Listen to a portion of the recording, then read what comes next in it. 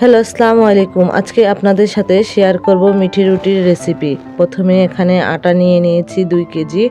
তারপর একটি হালকা কুসুম গরম পানির মধ্যে দিয়ে দিলাম, দুধ পাউডার দিয়ে গুলে রাখলাম। যেহেতু আমার কাছে কোনো দুধ ছিল না, সেজন্য দুধ পাউডারের দুধ তৈরি করে নিলাম।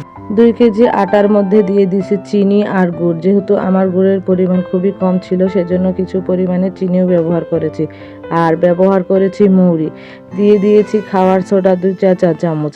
এখানে কোনো প্রকারের ইস্ট ব্যবহার করিনি। এই খাবার সোডাটার জন্যে কিন্তু রুটিগুলো ফুলে দ্বিগুণ হয়ে যাবে।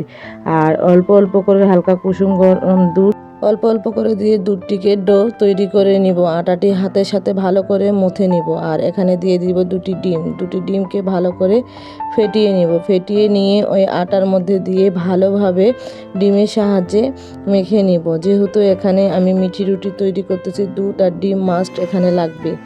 তারপর এর মধ্যে দিয়ে দিলাম সামান্য পরিমাণে তেল। ডিম আর তেল দিয়ে ভালো করে আটাটিকে মথে নিব। মথে নিয়ে এটিকে ভালো করে মিক্স করে রেখে দিব আধা ঘন্টার জন্য। দেখতেই পাচ্ছেন আমার ডোটি তৈরি হয়ে গিয়েছে। আমার হাতে যেহেতু সময় অনেক ছিল, আমি দুপুরে মেখে রেখে দিয়েছিলাম আর রাত্রেবেলা যেয়ে রান্না করে নিব। এই যে দেখতেই পাচ্ছেন আমার কত সুন্দর করে মাখা হয়ে গেছে। এখন ঢেকে রেখে দিয়েছি। আর এভাবে করে বড় বড় করে গোল গোল করে নিয়ে নিয়েছি। আর এখন বেলে নিব। এগুলোকে আলতো হাতে বেলে নিতে হবে, কারণ এগুলো খুব চাপ দিয়ে বেললে ফুলবে না রুটিগুলো। এই যে দেখতে পাচ্ছেন আমি হালকা হালকা করে বেলে নিচ্ছি। এই পর্যায়ে আপনাদের কাছে একটি অনুরোধ, আমার ভিডিওটি যদি কোথাও কোনো অংশ ভালো লাগে থাকে, প্লিজ লাইক সাবস্ক্রাইব করে পাশে থাকবেন। আর যারা লাইক সাবস্ক্রাইব করে পাশে আছেন তাদেরকে অসংখ্য ধন্যবাদ। এই যে দেখতে পাচ্ছেন আমি রুটিগুলোকে এভাবে করে বেলে নিয়েছি।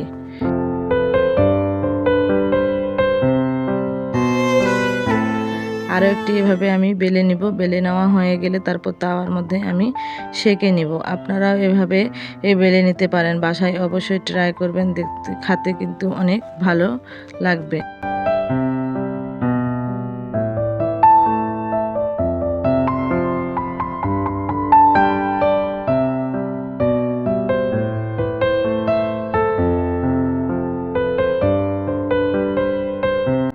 আমি এখানে অফ ক্যামেরায় সবগুলোকে বেলে নিয়েছি। আর এখানে আমি সেঁকে নিচ্ছি এখন।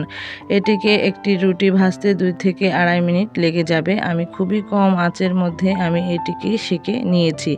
আর সামান্য পরিমাণের একেবারে তেল কম দিয়ে ভেজে নিচ্ছি, কারণ এটি উপরে ড্রাই হয়ে না থাকে। দেখতেই পাচ্ছেন রুটিগুলো আমার সেঁকা হয়ে গিয়েছে।